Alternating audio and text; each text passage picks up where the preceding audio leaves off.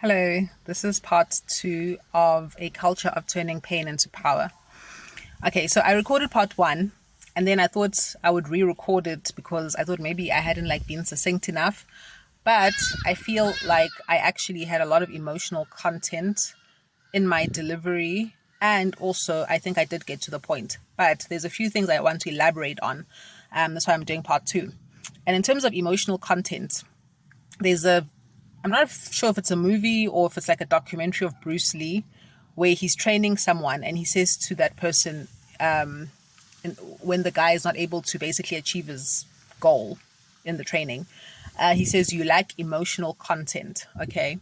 And he's explaining that basically, if you have emotional content, then that emotional power is what allows you to pass through the barrier that your mind and your body have come to. So that's why I'm keeping it, because I think there's emotional content, and it's that emotionality that actually helps us to connect with each other as human beings.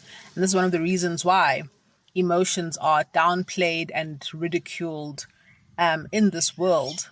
And we're told to always be logical and practical, and not to really follow our heart. Because when you follow your heart, that's when you're working from your emotional center and you become much more powerful. And that's why, for example, a mother is able to pick up a car that has somehow landed onto or crashed into her child because she has that emotional content. Anyway, so just to elaborate, so I wrote a few notes because I listened to my video, so I don't want to miss anything. So I said there were two aspects of the pain, right, that we have to turn into power. And then I spoke about the incompatibility of your frequency with the frequency of the consciousness that runs this world. But I also actually touched on the other parts, which was that you will feel pain so that you are not comfortable with this world, with being in this world. So I just wanted to elaborate a little bit on that, but I think I did kind of get to the point. But it's just basically that if you are going to have a cushy, soft, enjoyable experience of life on this planet, when you're born, when you're growing up, as you become a teenager and an adult, etc., you are going to become comfortable because illusions are by their nature sweet, right? And so the sweet illusions of this world can become very palatable if you're having a good time of it. Very easy to justify, okay?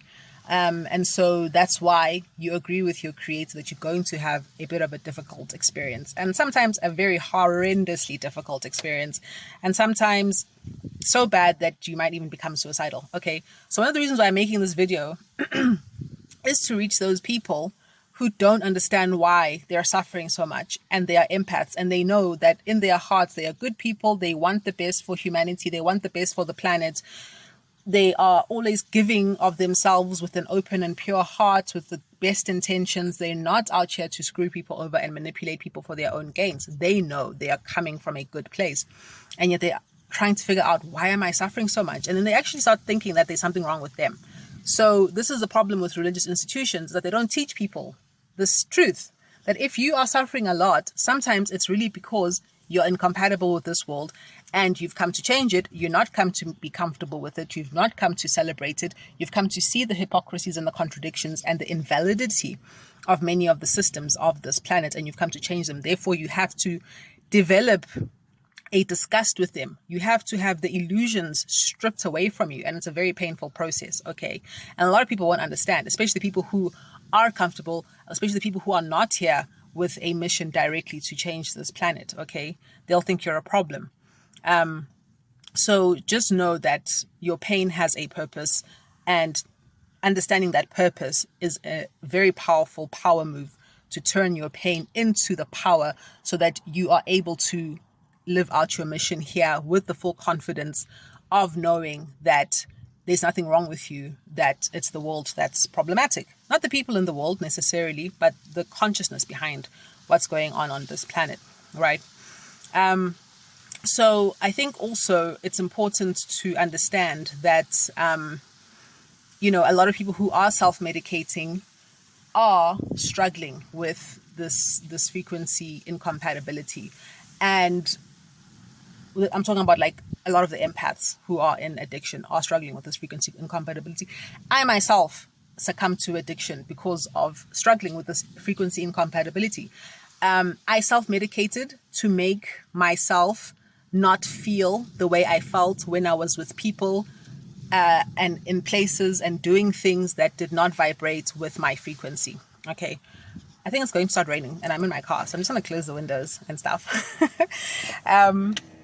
So, if you are someone who is not vibrating and not compatible with the people, places, and things that you're expected to frequent and have as a part of your life, it's very difficult. It's very difficult to be around them, right? And so if you're not being taught by religious institutions, family, etc., that, look, child, this is not your vibration. This is not your frequency. Don't feel bad about it.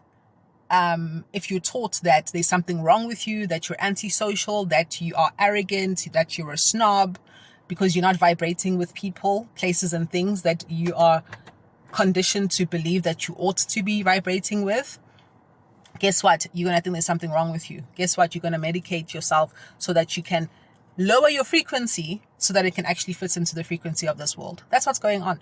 Okay, so if you are self-medicating because you cannot tolerate the frequency of the people, places, and things that you are frequenting, that you are surrounded by, please start to really consider that you are probably an empath who's on this planet to serve a purpose. And the power move is to really understand that you don't need to lower your frequency. What you need to do is to find people, places, and things whose frequency you're compatible with, to align your career with being in the places, being around the people, and doing the things that align with your high frequency. Okay.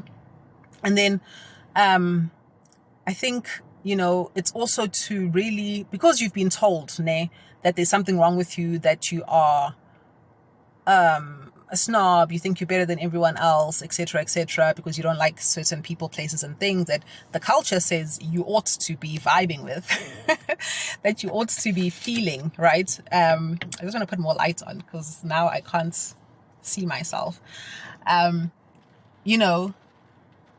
You need to understand that no, there really is nothing wrong with you, and start to celebrate your difference. Start to celebrate the coolness that you are, because I am sure that when you're sitting by yourself, you really find yourself to be fascinating and interesting and engaging, and you love the things that you're interested in. Like, I love ancient history. I love spiritual knowledge. I love to hear and converse with all sorts of different spiritual cultures, because I think there's always something to learn from everything and also from everyone. I like to talk with just different people. I'll be at the shop and I'll talk to the cashier and we'll have a fat chat. Random strangers, I can talk to them about stuff. They'll tell me their life story. I'll tell them mine. I love that type of stuff. People think it's weird, but that's who I am and I find it cool. I love classical music. I love classical literature.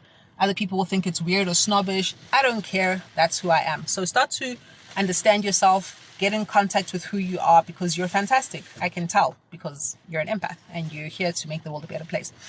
Okay. And then I think also just remember all the really groovy people who came here and were not accepted by the mainstream, like Jesus the Christ. He's a prime example. I'm a big fan of his, as you would know if you've watched my videos. Obviously, I don't think the church and Christianity goes anywhere close to understanding him or representing the truth about him. So I'd also encourage you to research the truth about Christ, research the truth about his relationship with Mary Magdalene. Okay. And research the reason why, for example, the divine feminine has been removed from many religions, primarily Christianity and the Judaic system. But lastly, and that's a big power move. Okay, if you understand that you're in the company of these greats, these are incredible beings, research the ascended masters, incredible beings. You're in the company of those people. If you are someone whose frequency is too high for this planet and you have to do things like self-medicate to lower your frequency so you can tolerate the consciousness that runs this world. Okay. And then lastly, another power move, but I want to make another video about this because it's quite a big topic and a very important one. We have to develop a culture of forgiving ourselves. Forgive yourself for self-medicating and becoming an addict so that you could function. Forgive yourself for making the mistake of thinking there was something wrong with you. Forgive yourself for allowing people to manipulate you. Forgive yourself for abandoning yourself in order to fit in. Okay? and I'll see you in the next video. Thank you. Bye.